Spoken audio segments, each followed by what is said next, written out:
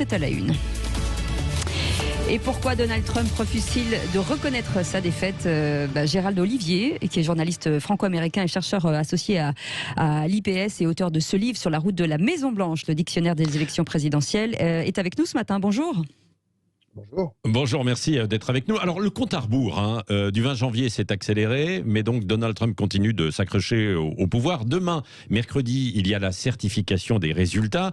C'est ce qui a sans doute, Gérald Olivier, incité Donald Trump a appelé un responsable, par exemple, républicain en Géorgie, pour lui demander d'inverser le résultat de la présidentielle pour qu'il y ait du recomptage.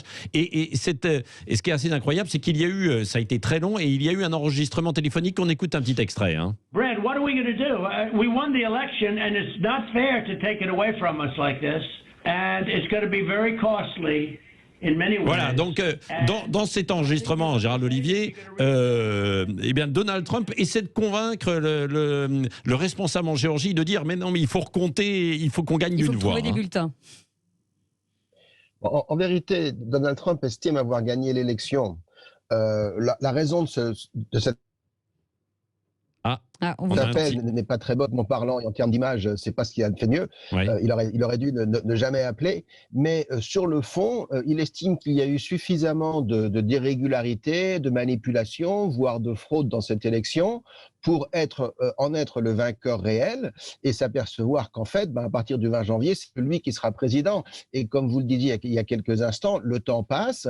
À partir de demain, on aura, demain soir sans doute, la certification que Biden est président élu. Et à partir de là, ce sera le début de la fin pour ce mandat de Donald Trump. Donc il est un petit peu désespéré et il est surtout très frustré que l'on ait constaté un certain nombre de manquements, de manipulations, d'irrégularités, de changements dans les règles, de violations de ces règles, et qui font qu'à l'arrivée, il pense avoir gagné, alors qu'en fait, il a perdu. Oui, mais alors, s'il y a eu autant de fraude, qu'il le dit, Donald Trump, pourquoi ces avocats n'ont pas réussi justement à prouver, en fait, tout ça ?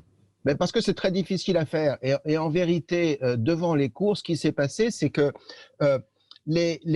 certaines des plaintes de Donald Trump ont été reconnues, mais les fraudes auxquelles chaque plainte faisait allusion n'étaient pas suffisantes pour inverser le résultat dans cet État. Oui. Et à partir de là, pourquoi déconsidérer le vote de tous les autres électeurs sous prétexte que quelques-uns ont triché ?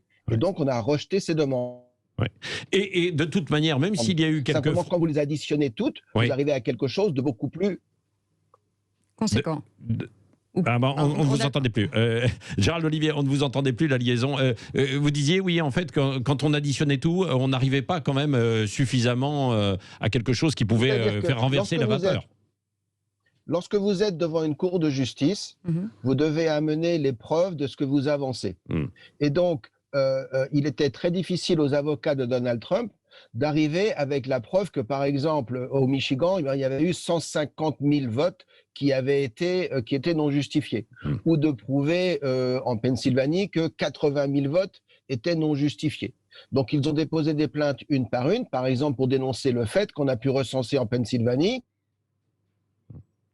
8 000 personnes dont on sait qu'elles sont décédées, mais qui ont néanmoins voté. Mais ces 8 000 personnes ne suffisent pas, par elles-mêmes, à inverser le résultat de la Pennsylvanie.